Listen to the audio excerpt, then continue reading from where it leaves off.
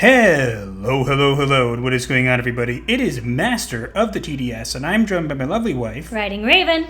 And we're back for another episode of Psycho-Synopsis. Indeed. A segment where we summarize all the Psycho for you. Just a scattering of topics throughout the week, all summarized into one neat little package for you to enjoy and consume at your leisure. You're welcome. So stay tuned to the end of the video. We will have a couple announcements regarding our live show that we're having some problems with, which we will fill you in on at the end. Yes. But without further ado, let us bring in our main client, the death of Twitter. X to doubt. This is a brilliant meme you made. The internet is abuzz as the app formerly known as Twitter announced a name change over the weekend. X.com now redirects to Twitter.com, although the social media platform still invites users to tweet or repost. Doesn't Instagram call it reposting or regramming or whatever? Just call it Twitter X. Make the logo a bird shaped like an X. You pretty much said he has OCD around the letter X. I can't diagnose him, obviously. I do know that he supposedly has autism, which would make a lot of sense. Am I going to leave Twitter because of the name change? No. Do I think it needed the name change? No. Definitely no. I will say that Elon Musk is making changes to Twitter, not all of them for the good, but he is making some changes that I get behind. That said, I'm not exactly behind this one. I'm not against it either. I'm going to make fun of it. But his obsession with X is really weird. Yeah, but also, you can't just change the name of Twitter out of the blue. Twitter has become iconic, and the posts on Twitter being called tweets, no one's ever going to call them any differently because it's been so ingrained for the last, 2 decades? Yeah, I think he could have called it Twitter X, and it would have done better because it would have been the best of both worlds. It could have kept the brand recognition without compromising it and still letting him have his X everything app. Yeah, I mean, he could have called it Twex or Twix. Then again, he can't use Twix because that's copywritten. The name didn't need to change. I know. If he wanted to change the logo and he wanted to change the name slightly, that would work. I think that making it X, and there's been all this controversy around him taking away the original @X handle from the original user. He's very obsessed with it to the point where he was taking down the Twitter sign on the headquarters, and he got police came and stopped him because he didn't have the correct permits. And now he has this giant flashing X sign on top of the headquarters that's facing towards an apartment complex. It's probably not very nice for those people who live there. I saw someone say that might actually be Facebook headquarters, and he's doing it to troll Zuck. I doubt it. So do I. It shows Twitter on the side. So fair enough. Unless someone went into an elaborate situation where they somehow fabricated the sign there. And plus Elon Musk was the one who posted it. Yeah, true. Either way, it's not a wise change. I do think that kind of putting the proverbial nail in Twitter's coffin was kind of a good thing, because Twitter, the platform it was, is definitely something that I wasn't behind anymore. It's something that still, there was a lot of harassment, a lot of bot accounts, a lot of this stuff. Some of that has gotten better, some of it has gotten worse. It depends. I think the people crying and screaming and yelling about how Elon Musk is destroying Twitter and they're going to leave, no, you're not. You're going to stay, because that's what you've been doing this entire time, so I don't see you changing it anytime soon. If you really were going to leave, you would have done it already. Yes, exactly. Could this turn out to be a good thing? Could this turn out to be something that's beneficial? Yes and no. There's definitely monetization features and stuff coming out and all this kind of stuff. And again, I'm very excited to see where that stuff goes.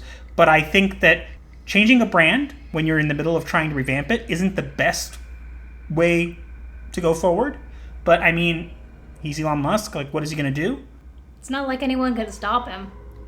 Yeah, and again, this could turn out to be good for a lot of people. I do see, good changes coming up in the future. Whether they'll actually come to fruition is besides the point. I think that I would have made those changes first and then brought out the rebrand, or made the rebrand my first step when taking over the platform and didn't just leave it the way it is until suddenly randomly you decided to change it. Yeah, you're not wrong. People are still going to call it Twitter. People are still going to call them tweets. It's really silly to change it. Now, I don't think Threads is going to take over from it, but we'll have to wait and see. If you're one of the people who's angry about this and you're a screaming weirdo, you can leave. Indeed. The features plan look good. We'll have to wait and see how this turns out. I do think that, again, there was no need to change the name of the app. It doesn't really do much for me. It doesn't move the needle for me. I agree. Shall we move on? And next up, we have Percy Jackson. Becky Riordan, the wife of Percy Jackson and the Olympians' creator, Rick Riordan, and the producer on the upcoming Percy Jackson and the Olympians Disney Plus series, shared a terrible excuse as to why she and Disney chose to replace Annabeth Chase. Hey, that rhymed. So, we have 2 tweets here. Honey, would you like to read her amazing excuse for why? Again, to recap, they have changed Annabeth to a black girl for the show. Yeah, and Grover has been race swapped as well, and the guy playing Percy looks more like Grover, in my opinion. Maybe. But this was the most egregious change. Indeed. And people had a lot of thought to say about it, obviously, because in the books and images it mentions and shows that she's supposed to be, a white-skinned blonde girl. Well, technically she's a tan-skinned blonde girl, but it literally mentions in the books that all of the children of Athena are blonde-haired and gray-eyed, taking after their mother, because the children of Athena are not born from flesh, they are born from thoughts, the same way she was. So they are literally extensions of the goddess herself, therefore they all look like the goddess. But you see, we can't have that. We're not going to stick to the source material or whatever, and when you get mad at it, we're going to call you a bunch of names, and then we're going to come up with this excuse, which I think is the most ridiculous defense of this kind of thing I've ever seen. Would you like to read it, honey? Sure. Does it help to know that when those characters were created in 2002, the expectation in publishing was a white default? Annabeth's perceived whiteness in the books is a default. Hair, skin color, or hair color is not meaningful to their character. Yes, it is! Yeah. Also, first off, that's a BS excuse. Because in the book it mentions specifically why she's that skin color and hair color, as my wife just went over. Mm-hmm. But also, if skin color or hair color is not meaningful to the character, then why change it? Indeed. A good question, darling.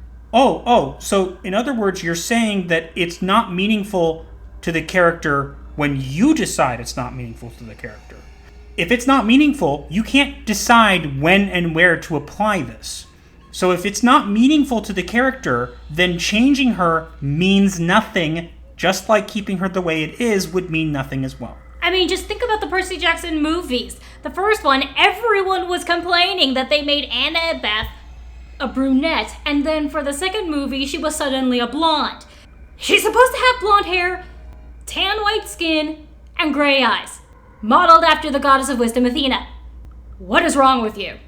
If you're going to change something because you want to change it or because you want to pander, yes, people are going to have opinions on it. But also, first off, having an opinion does not make them a bigot or a racist. And second off, if you're going to do it, just own it.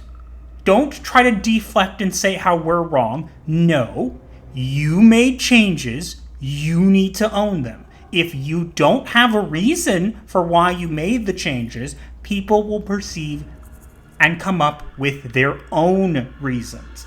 That's how this works. The movie casting for Percy looked more like Percy than this kid playing Percy. And the kid currently who's about to play Percy should be playing Grover. I do not look forward to seeing what they do to any of the other characters, like Clarice or Beckendorf. Well, I can actually imagine Beckendorf being black because that's always how I pictured him, but still, this is not going to do well.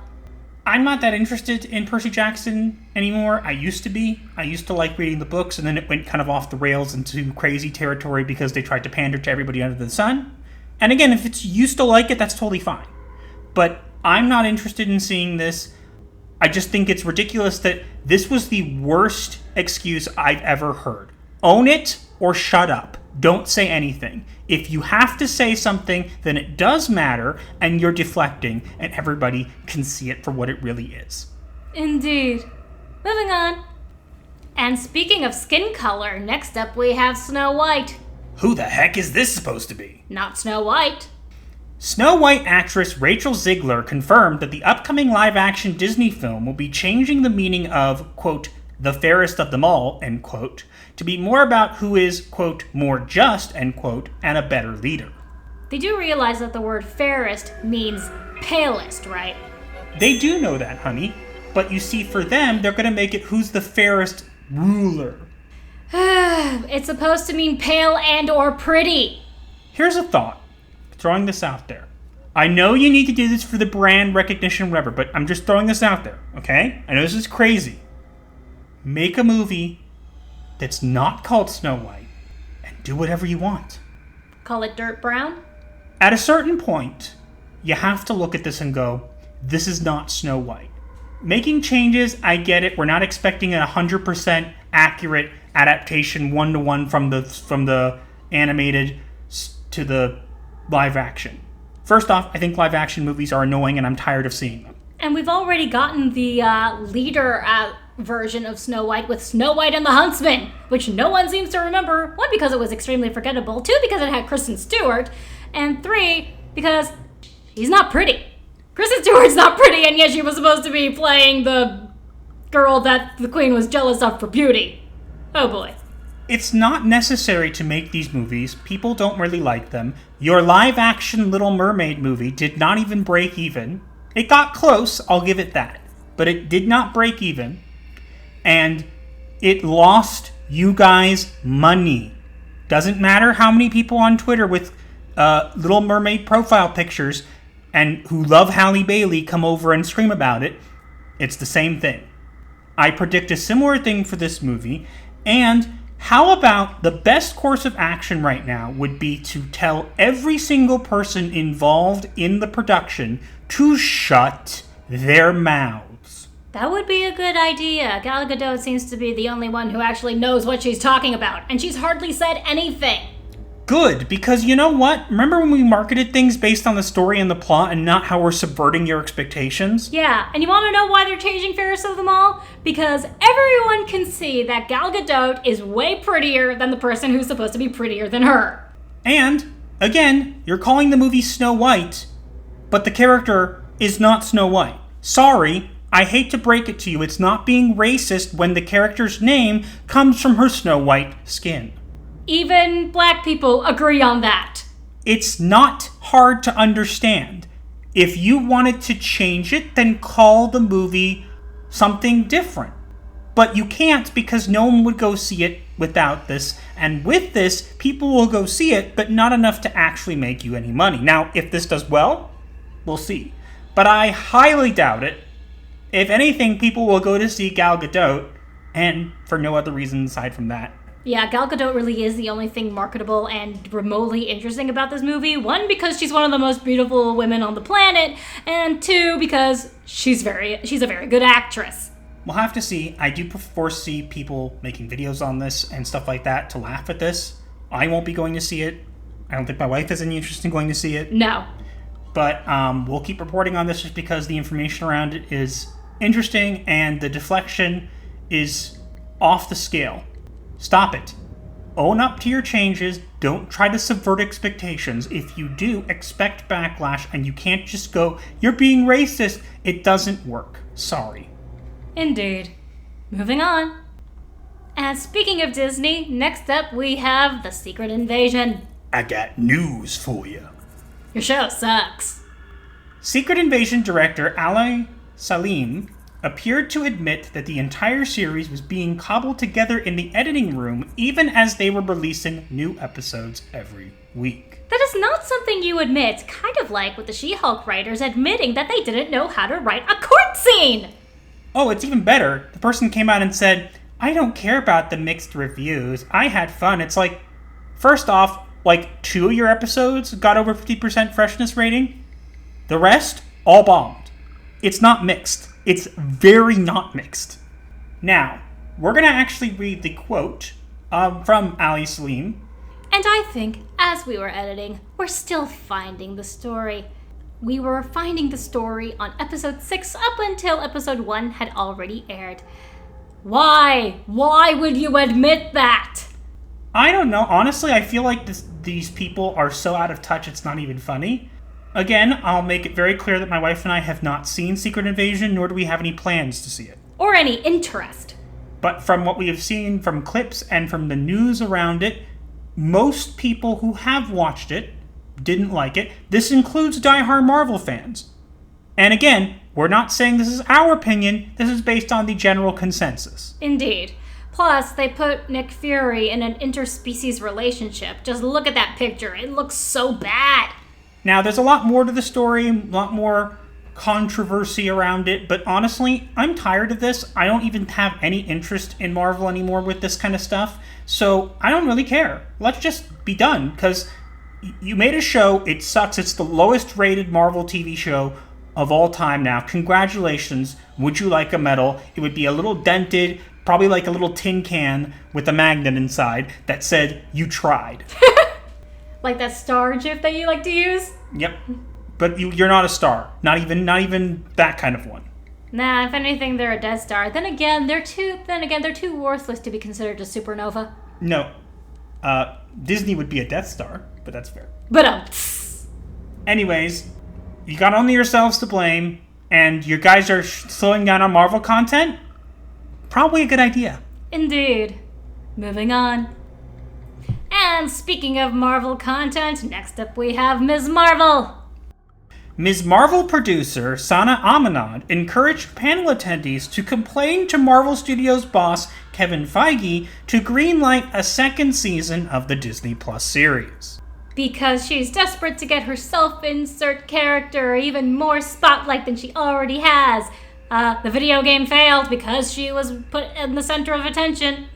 Yes. Now, people have argued that she wasn't a bad part of the video game, that the video game itself was just not good, but regardless, what information we do know is that Ms. Marvel is one of the lowest viewed Disney Plus shows. So much so that they're pushing for it to be on ABC because they want to get the viewing numbers up because nobody knows who this character is, and quite frankly, nobody cares. Really, nobody cares. I mean, this is nothing against the actress. She seems like a nice girl.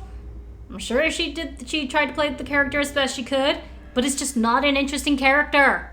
And, hi, I want to mention something that people seem to be forgetting. Wasn't Sana Amanad involved in a bad situation where there was abuse and stuff like that? I wonder what happened to that. Oh yeah, that work scandal. It completely disappeared. Yeah, if it was a man and it was just an accusation, we kick him out of everything. But if it's a woman, especially one that's important, we just brush her under the rug and we all forget about it. I hate that inequality. Hey, guess what? I haven't forgotten about it. Nor have I. Now, it may not be true, and if that's the case, that's fair. But if it is true, why are we not talking about it? Jonathan Majors was front page news of everything. This is just like, oh, we'll quietly brush under the carpet. And yes, I'll tell you a secret. It doesn't matter how many people on Twitter scream and cry and shout about this show. If they actually cared about the character and the character was actually likable, there would have been evidence to show this. And it being the lowest viewed means that even these fans didn't watch it. Shocking. So maybe instead of trying to get things greenlit by complaining about your boss, maybe you should instead take a good look at what you have and understand why it failed and come back with a new pitch. Oh wait, sorry, that would mean compromising your character self-insert and whatever. Nobody's forgotten your abuse allegations, and quite frankly, the fact that you're allowed to go around and do whatever you want is very telling. Indeed. Moving on. And still in the realm of Ms. Marvel, next up we have her new origin story. Marvel's preview for this year's annual X-Men Hellfire Gala has confirmed that Ms. Marvel will be resurrected as both Inhuman and mutant, and that she has secretly been a mutant all this time. How does that even work? Well, we apparently get this thing where apparently we find out that she's been a mutant all this time and that they bring her back, and she's not just... And again, I want to be clear about this. I called this when they announced it, that they were going to make her a mutant Inhuman. And guess what? She is. Honey, what's wrong with Inhumans and mutant. What's the problem with that? Genetics and biology, they don't mix. Not to mention the way that Inhumans are made. Mutants are born with a specific type of gene. Inhumans also have a gene, but it's activated by what they call the Terrigen Mists, which is lethal to mutants. So, in other words, she was made a superhero because of the Terrigen Mists. But she's also been a mutant all this time, so shouldn't she be dead? I mean, she is dead now, but for a different reason. An Inhuman mutant hybrid I don't think should even exist within the Marvel Universe. To clarify, there was a proposed mutant Inhuman hybrid called the Beyonder, but it was later, I believe, retconned that it was not the case. Fair enough. But what I've heard, and again, I cannot confirm this is the reason, so I want to make this very clear that this is a rumor. What I'm hearing the rumor is they're going to say that her X gene was not active when she was exposed to the Terrigen Mists. And therefore, because it wasn't active, she wasn't exposed to its harmful effects. Okay, I do understand that the X gene can be dormant, but she still has the gene, and therefore should still either be sterilized or dead. Let's give a good analogy here. There's such a thing as a dormant volcano, correct? Yes. Does that mean that the volcano is secretly a mountain the entire time? No. No. The volcano, even if it is dormant, does it still have lava? Yes. Is it still potentially able to erupt? Yes. So what you're saying is that when it comes to you're basically trying to say this volcano full of lava just didn't explode, and so that's why it's not a problem, when in reality, if it was dormant, it would still have all the genetics, whatever, to be a mutant. It would just have a dormant gene. So you're saying that she has the Inhuman gene, a mutant gene, and her mutant gene was dormant, and that's why it didn't hurt her. But even if it's dormant, it doesn't mean it doesn't exist. You guys really don't know anything about biology. They really make that quite clear, huh? A lot of people aren't happy about this resurrection, and quite frankly, people who are talking about it mostly have bad things to say about it and the character. And quite frankly, again, none of these people actually buy the books. The books are not bought. She wasn't even in her own series when she got killed off because nobody cared.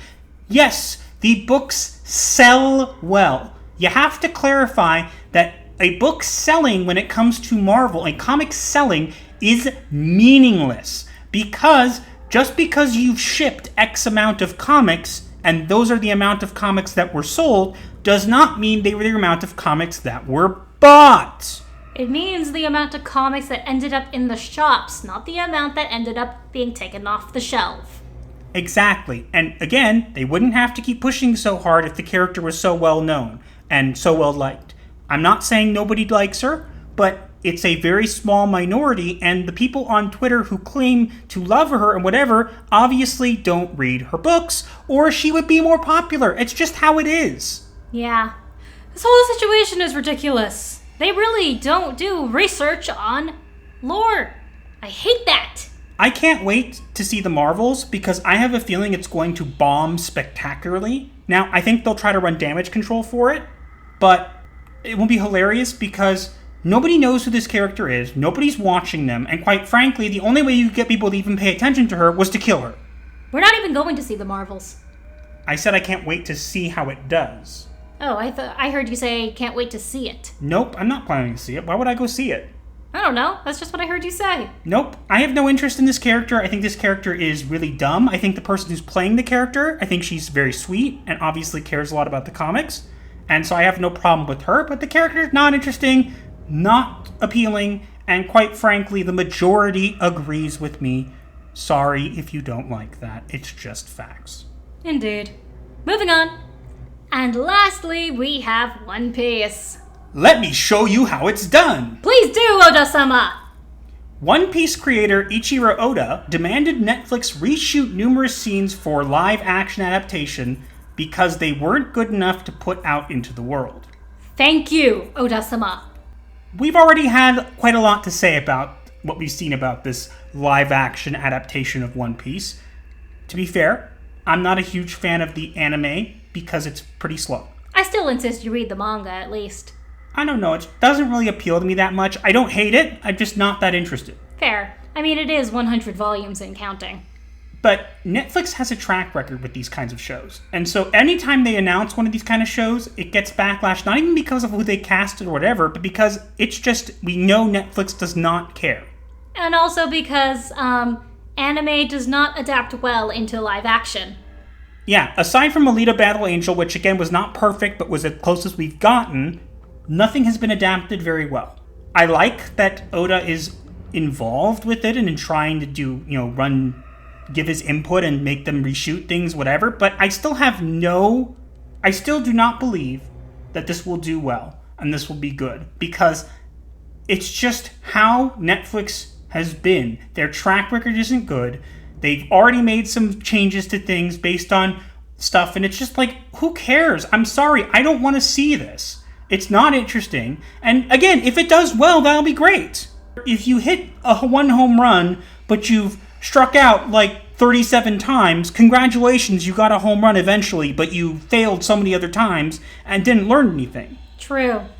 Either way, it's never going to compare to the manga or the anime, which is already legendary and still going. But thank you, Oda, for at least trying to make it good. Seriously. We gotta give him credit for that. I know, because it is his creation, after all. Yeah, and again, if he's having input, maybe there's a chance of this being good, but, I'm skeptical, sorry. Same. Moving on. And with that being our last client of the day, it's time for us to reveal the diagnosis of the week. And we have an interesting diagnosis for you today. Do tell. So the diagnosis for this week is toxic positivity. Please explain. So toxic positivity is not necessarily an actual DSM-5 diagnosis, but I think it fits well here, because you ever see those people who are overly optimistic, overly positive about things, and don't let anybody come in with their own feelings or whatever? That's what toxic positivity is. Where do we see this displayed? In Hollywood quite a lot. Why? Because if you have any criticism, it's your fault. It's not their fault, because everything's sunshine and rainbows for them. Everything's positive, and they make it seem that way. And they will not listen to any criticism, and they will deflect and judge you for anything you have to say. That's what toxic positivity is. It is literally minimizing other people's experiences and feelings and shaming them for having different opinions or feelings. And guess what? Fans care about source material. Fans care about certain products, certain fandoms. That's why they're called fans. So if they have something to say, if you refuse to listen from the get-go, then there's a problem with you, not them. So hopefully one day this will change, but as of now, toxic positivity, we see it quite often. And that's why I feel this is a great diagnosis for this week. I agree. And now we move on to the remedy of the week. And this week we are sending you to Chrissy Mayer, because we actually gained some respect for her this week. Now, many of you probably know of Chrissy Mayer. She's well known. She has a much bigger following than we do. Recently, we're not going to go into whole details about it, but recently on Twitter, her and Neurotic were called out for being anti-Semitic. In quotes. And the guy obviously didn't do his research. He wasn't very smart and made himself look really dumb. And us, being Jewish, stepped into their defense. And apparently I even got a mention on Friday Night Tights about it. And what I liked was, I'll be honest, I don't really find Chrissy that funny. Honestly, I don't either. And it's not to say that she hasn't had certain things that she's done that I found amusing. I'm just not the kind of person who likes that kind of humor, and maybe that's just me. She is a comedian, and she has gotten some big gigs and been on podcasts and other things, so you gotta give her credit where credit is due.